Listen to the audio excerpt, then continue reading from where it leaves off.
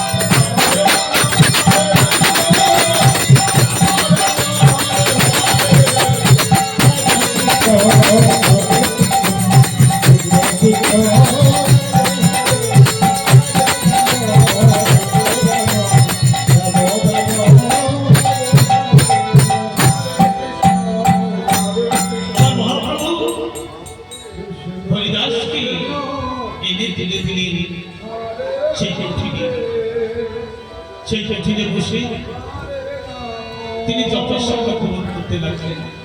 আমার মহাপ্রভু আর কি করেছে, হরিদাসের সেবার জন্য তিনি প্রতিদিন আমার মহাপ্রভুর আরেক ভক্ত গোবিন্দ দাসকে তিনি নিযুক্ত করলেন। আমার মহাপ্রভু প্রতিদিন জগন্নাথের মহাপ্রসাদ নিয়ে তিনি দিতেন গোবিন্দ দাসের কাছে। আর গোবিন্দ দাস আমার মহাপ্রভুর পরম ভক্ত হরিদাসকে সেবা করাতে যেতেন। সেই মহাপ্রসাদ বস্তুকে ধারণ করে আমার মহাপ্রভুর আরেক পরম মহাভক্ত হরিদাসকে সেবা করাতে যেতেন। গোবিন্দ দাস এমন কাজ পেয়েছে, তাই মনের আনন্দে এই কর্ম তিনি করতেন। প্রতিদিন তিনি হরিদাস প্রভুকে সেবা করতেন। আমার মহাপ্রভু হরিদাসের রাজনীতি কৃপা করেছে। আমার মহাপ্রভু প্রতিদিন তিনি প্রাতঃ ভ্রমণে বের হতেন, হরিনাম করতে করতে গিয়ে হরিদাসের কাছে বসতেন, হরিদাসের সঙ্গে দেখা করতেন। হঠাৎ একদিন আমার মহাপ্রভু দেখতে পেলেন যে মঞ্চ বেদিটি তৈরি করা হয়েছে উপরে একেবারে ফাঁকা, আর সারাটা দিন ধরে ওই বেদির উপর বসে জপের সম্পূর্ণ করে। তাই আমার মহাপ্রভু হরিদাসকে কৃপা করলেন। তিনি একটি বকুল বৃক্ষের শাখা ভেঙে দণ্ডমন্ডন করতে করতে হরিদাস প্রভুর কাছে এসেছে। এসে ওই বকুলের শাখাটি সেখানে রেখে ওই বেদির উপর রেখে তিনি চলে গেলেন, কথা শুনে চলে গেলেন। আর হরিদাস প্রভু মহাপ্রভুর হাতে ওই বকুলের শাখা দণ্ডমন্ডন করতে করতে এসেছে। তাই সেটাকে যাতে শুকিয়ে না যায় তাই তাকে জল দিতে এসেছে। কয়েকদিনের মধ্যে, কিছুদিনের মধ্যে সেই বকুলের শাখা থেকে সেখানে একটি বৃক্ষে পরিণত হয়ে গেল। সেই বকুল বৃক্ষের তলে বসে হরিদাস প্রভু তিনি জপের শাখা পূরণ করতেন, রোদের তাপ তার গায়ে না লাগে। যারা জগন্নাথ ধামে গেছেন পুরীধামে, শ্মশান ঘাট থেকে জগন্নাথ দেবের মন্দিরে ঠিক মাঝামাঝি জায়গায় ডান দিকে জগন্নাথ মন্দিরে যেতে প্রবেশ করে ডান দিকে একটুখানি ভিতরে ঢুকে গিয়ে হরিদাস প্রভু সেই পিঠে সর্বক্ষণ হরিনাম হয়, সেখানে হরিনাম কখনো বন্ধ হয় না। এবং সেই বকুল বৃক্ষটি এখনো আছে, তার উপরে ঢালাই গেছে, বেদি বাঁধানো হয়েছে, তার উপরে গাছটা উঠে গেছে। হাজার হাজার লক্ষ লক্ষ নয়, মনে হয় কয়েক কোটি ভাড়া বাঁধা আছে। এত ভক্ত সেখানে যায় এবং তাদের মনের মনস্কামনা পূর্ণ করার জন্য সেখানে ভাড়া বেঁধে আসে। এই হরিদাস প্রভু মনের আনন্দে প্রতিদিন জগন্নাথের মহাপ্রসাদ গোবিন্দ দাস এনে দেয়, আর তাই তিনি সেখানে বসে সেবা নেয় আর জপের সংখ্যা পূরণ করেন। এমন ভাবে থাকতে থাকতে হঠাৎ হরিদাস নন্দরে জানতে পারেন মহাপ্রভু এসেছে জগন্নাথ নবদ্বীপ জেলা সাংসদ করে জগন্নাথ ধামে, কিন্তু মহাপ্রভুর জগন্নাথ ধামের লীলা শান্ত হওয়া, মহাপ্রভু জগন্নাথ ধামে বেশি দিন থাকবে না, এই জগন্নাথ ধামের লীলা শান্ত হতে চলেছে। হরিদাস অন্তরে জানতে পেরে হরিদাসের মনে হলো বড় ভয়, মহাপ্রভু যদি আমার আগে চলে যায়, প্রভুকে হারাবার ব্যথাকে সইব কি করে? না না, প্রভুকে হারাবার ব্যথাকে সইব না, এই প্রভু যাবার আগে আমি চলে যাব এই ধরা ধাম থেকে। তাই হরিদাস তিনি সেবা নেওয়া বন্ধ করে দিলেন, তিনি আর সেবা নিচ্ছেন। আজ বেশ কয়েকটি দিন হয়ে গেছে, একই অতিবৃত্ত হয়ে গেছে। হরিদাস প্রভু বয়সের ঘরে একেবারে ঘুরিয়ে পড়েছে, কপালের চামড়া ঝুলে চোখ দুটো বন্ধ হয়ে বসেছে। কোথাও বলছে 108 বছর বয়স, কোথাও বলেছে 98 বছর বয়স। তাই হরিদাস প্রভুর একটা বয়স হয়েছে, সেই বয়সের ঘরে এমনিতে ঘুরিয়ে পড়েছে, তার উপরে আজ কয়েকদিন ধরে আর সেবা নিয়েছে, প্রসাদ সেবা নেওয়া বন্ধ করে দিয়েছে। হরিদাসের মনে হইল বড় ভয়, মহাপ্রভু যদি আমার আগে চলে যান, তাই প্রভুকে আমার কথা আমি সইব না, প্রভু যাওয়ার আগে আমি চলে যাব এই ধরাধাম থেকে। গোবিন্দ দাস তিনি খবর দিলেন মহাপ্রভু মহাপ্রভুকে বলছে, প্রভু তোমার হরিদাস আছে সেবা দিচ্ছে না, শুধু প্রসাদের সম্মান রাখে, তোমরা মাত্র বদলে তুলে দিয়ে প্রসাদ ফিরিয়ে দেয়। আমার মহাপ্রভু এই কথা শুনে আর থাকতে পারে, তাই আমার প্রভু তার বাক্সপত্র সঙ্গে নিয়ে হরিনাম করতে করতে আসতে চলেছে হরিদাসের কাছে। হরে কৃষ্ণ কৃষ্ণ কৃষ্ণ হরে হরে হরে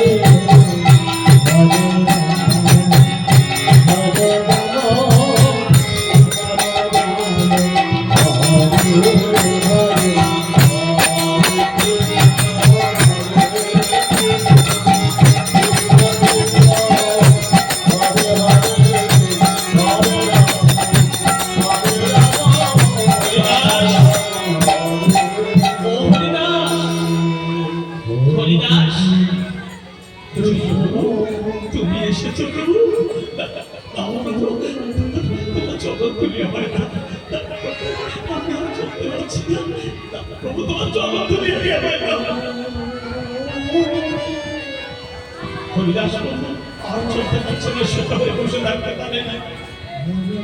একটি বয়সের ঘরে হয়ে পড়েছে, তারপর কয়েকদিন সেবা দিচ্ছে না, একটি হাতের উপর ভাত দিয়ে কোন রকম দেহটি খারাপ করে রেখেছে। এই আজ যেই প্রভু এসেছে, প্রভুর চরণ ধরে মস্তকে ধারণ করেছে। একবার পরে আমার মহাপ্রভু বলছে, হরিদাস ও হরিদাস, আজ কয়েকদিন হলো তুমি নাকি সেবা নিচ্ছ না, কেন? তুমি কি জানো না হরিদাস, তুমি যদি সেবা না করো তাহলে আমার কষ্ট হবে। কেন তুমি আমায় এমনি ভাবে কষ্ট দিচ্ছ? হরিদাস, তুমি আমায় কেন কষ্ট দিচ্ছ? তুমি সেবাটা করলে আমার কষ্ট হয়, তুমি কি বুঝতে পারো না? হরিদাস বলছে, প্রভু কি করে আমি সেবা করবো প্রভু? আমি যে জপের সংখ্যা পূরণ করতে পারছি না, জপের সংখ্যা যদি পূরণ করতে না পারি তাহলে আমি কি করে সেবা দেব? মহাপ্রভু বলছেন, হরিদাস তোমার জপের সংখ্যা তো অনেক আগেই পূরণ হয়ে গেছে, আর তো তোমার সংখ্যা পূরণের প্রয়োজন নেই। এখন তুমি যতটা পারবে তাতেই হবে, কিন্তু সময় মতো তুমি প্রসাদ সেবা করবে। হরিদাস বলছে, প্রভু আমি প্রসাদ সেবা করতে পারি, তুমি যখন বলছো তাহলে তুমি তার আগে আমার দুটি কথা দিতে হবে। তুমি যদি আমার দুটি কথা দাও, সেই কথা যদি তুমি রাখো তাহলে আমি সেবা করবো, তা না হলে আমি আর সেবা করবো। মহাপ্রভু বলছেন, হরিদাস তুই কি বলছিস? তোর কথা রাখতে হবে আমাকে? বেশ, তাহলে বল তোর কি কথা? হরিদাস বলছেন, প্রভু প্রভু আমার প্রথম কথা, আমি যদি তোমার আগে এই ধরাধাম থেকে চলে যেতে পারি, তুমি সেটাই আশীর্বাদ করো প্রভু। আমি যেন তোমার আগে এই ধরাধাম থেকে আমি চলে যেতে পারি। মহাপ্রভু বলছে, হরিদাস হরিদাস, এই তুই আমার কি শোনাবি? তুই আমার কি শোনাবি? কেন তুই এসব কথা বলছিস? কেন এসব কথা বলছিস? আমি কিছু জানি না, আমার মনের বাসনা আমি যেন তোমার আগে এই ধরাধাম থেকে চলে যেতে পারি, তুমি আমার সেই আশীর্বাদকে পাবো।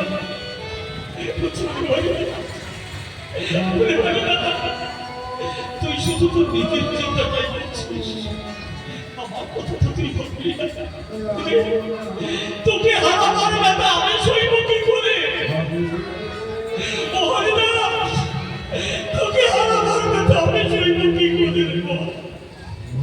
জানি না, আমি ভক্ত, তাই ভক্তের মনের বাসনা তোমাকে পূর্ণ করতে হবে।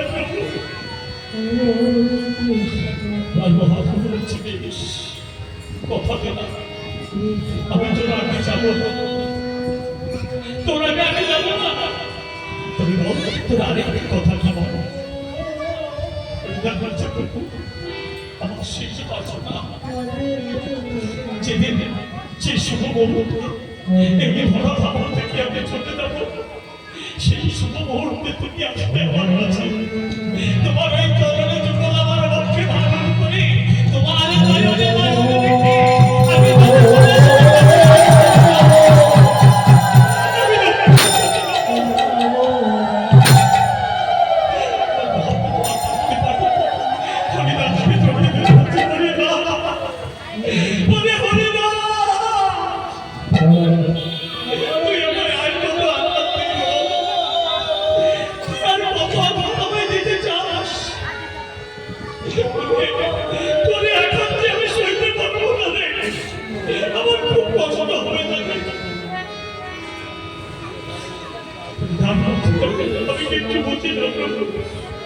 আমার মনের বাসনা তোমায় পূর্ণ করতে হবে।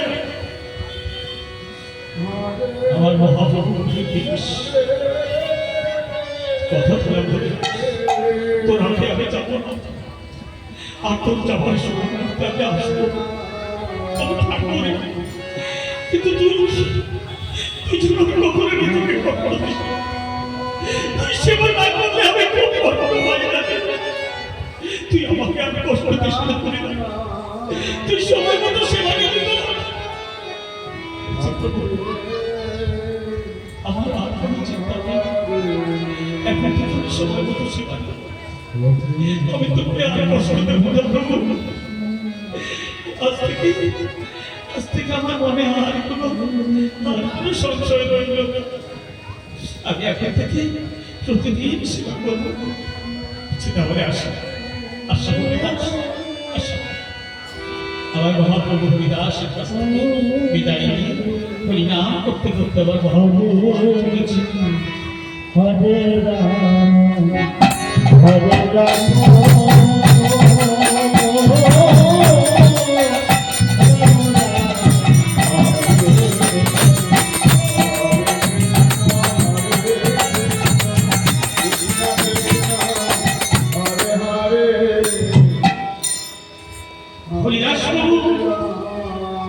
প্রতিদিন হরিদাস বাবুকে সেবা করাতে আসতেন গোবিন্দ দাস। মনের আনন্দে গোবিন্দ দাস প্রতিদিন মহাপ্রভুর জগন্নাথের মহাপ্রসাদ মহাপ্রভু দিতেন। তার আগে মহাভক্ত হরিদাসকে সেবা করা হচ্ছে এত বড় দায়িত্ব। গোবিন্দ দাস মনের আনন্দে প্রতিদিনের ন্যায় সেই জগন্নাথের মহাপ্রসাদ মস্তকে ধারণ করে নৃত্য করতে প্রতিদিন যে হরিদাসের সেবা করতেন। প্রতিদিন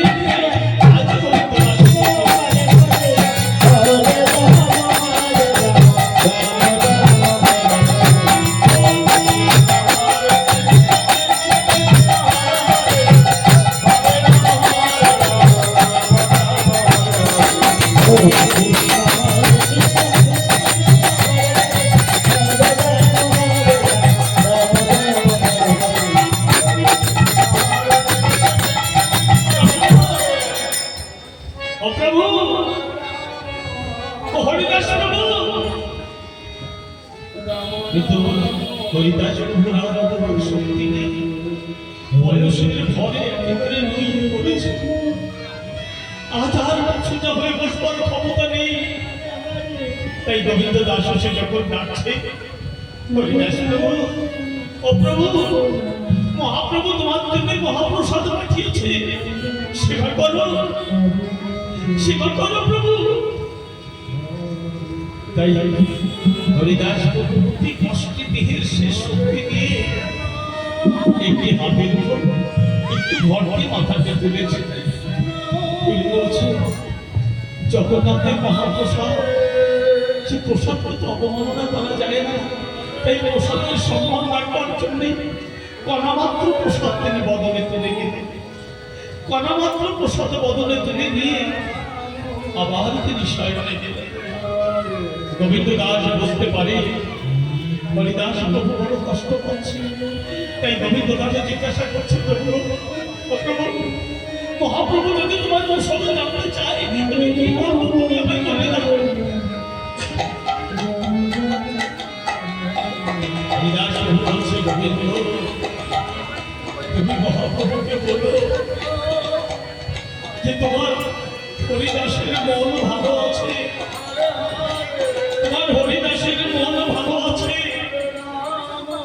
জানো গোবিন্দ, দেহের ভোগ রাখতে বড় কষ্ট হচ্ছে জানো, দেহের ভোগ আমি আর রাখতে পারছি না। খুব কষ্ট হচ্ছে।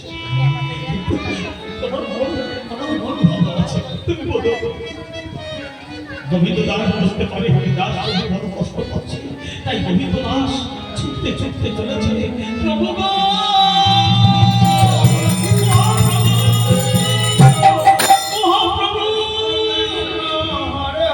ছুটতে ছুটতে গিয়ে আমার মহাপ্রভুকে সম্মান দিয়েছে। প্রভু, তোমার হরিদাসের মন ভালো, তবে দেহের ভাগ রাখতে কষ্ট পাচ্ছে, তুমি তাড়াতাড়ি তোমার হরিদাসের কাছে যাও। আমার মহাপ্রভু খবর পেয়ে হরিনাম